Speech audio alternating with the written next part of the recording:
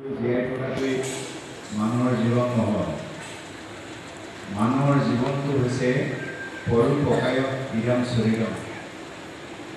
পৰৰ উপকাৰৰ কাৰণে মোৰ এই শৰীৰটো, নদীবিলাকে বৈ আছে পৰৰ উপকাৰৰ কাৰণে, গৰুৱে গাখীৰ দি আছে আনৰ উপকাৰৰ কাৰণে, ফলবিলাক লাগি আছে আনৰ উপকাৰৰ কাৰণে। আমাৰ এইটো যিটো জীৱন, এই জীৱনটো ধন্য কৰিবৰ কাৰণে কোনে কেনেকৈ পাৰে জীয়াই থকাৰ সময়তে সৎ কথা, সদ্ভাৱ, সৎ চিন্তাৰে সৎ কামবোৰ কৰি গ'লে জীৱনটো ধন্য হ'ব। দ্বিতীয় লাইন কৈছে যে গোপাল গোবিন্দ যদুনন্দন কৃষ্ণৰ চৰণে ধৰিব। আমি সকলোৱে জানো আমি কৃষ্ণ ভক্ত, কৃষ্ণ দেৱতাকে সেৱা কৰোঁ। কৃষ্ণই আমাৰ প্ৰাণ, কৃষ্ণই আমাৰ গতি, কৃষ্ণই আমাক সকলোতে দুখবোৰ হৰণ কৰি দিয়ে। আমাৰ বহুতৰ সেই কৃষ্ণ গতিৰ আচলতে কিমান শুদ্ধ হৈ আছোঁ নিজৰ চিন্তাটো, নিজৰ হৃদয়খনক এবাৰ নিজে প্ৰশ্ন কৰিছে। আনৰ দেৱদেৱী নকৰিবা কৰিব।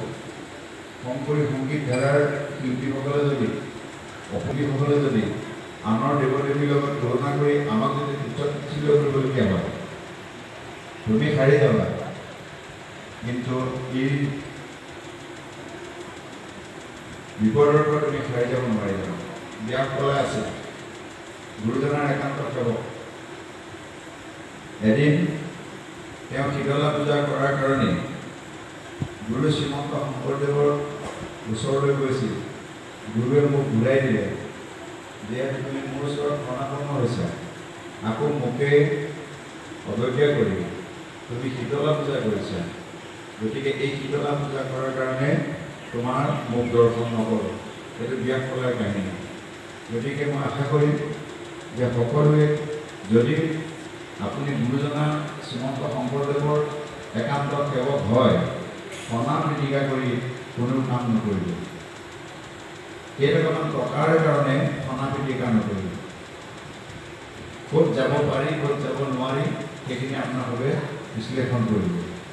মই জানো যে বহু শিল্পী, বহু গুৰুজনাৰ একান্ত ভকতে গৈ এইবোৰ য'তে ত'তে লেটিপিটি কৰিছে।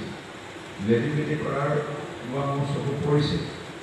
মই সেই কথাখিনি এইকাৰণেই কৈছোঁ যে তুমি যিটো ভাল দেখিছা সেইটোৱেই কৰা।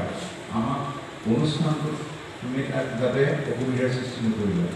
মোৰ সময়তে যিহেতু নিমিয়াইছে, মই এটা কথা অনুৰোধ জনাম। আমাৰ ইয়াত দীঘলীয়া কীৰ্তন, দীঘলীয়া ঘোষা, দীঘলীয়া পদৰ